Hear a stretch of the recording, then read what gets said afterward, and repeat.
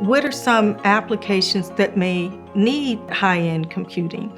And some of the applications have to do with simulations that are being done, and it could be simulations around materials.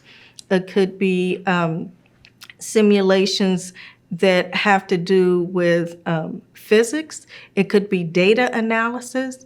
So, for example, we have, high energy physics and nuclear physics detectors, where they're looking at significant increases in the amount of data that's being generated. Then if we look at, for example, another area is the area of artificial intelligence, and in particular, the area of machine learning.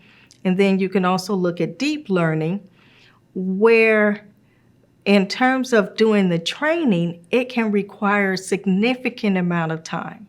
So for example, you have the area of large language models, which are models that can be used to actually help in terms of doing language analysis and can help in terms of, for example, you see systems where you may ask a question and it can automatically generate an answer. You've seen such systems.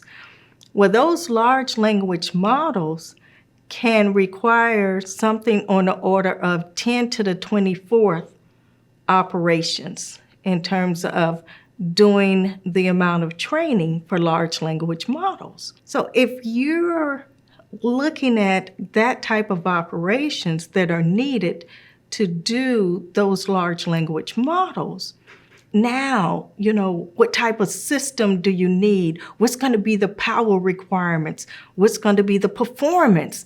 So it's where we do need to maintain the research and actually accelerate the research in microelectronics such that we're always looking at energy efficiency. Then we can also go to carbon emissions, because when we look at the amount of power, we also have to look at, the emission of carbon. And if we want to reduce our carbon emissions, that becomes another impetus or another motivation in terms of reducing power requirements. Then you have the area of data centers and power requirements. So it's exciting to the research that's needed in microelectronics.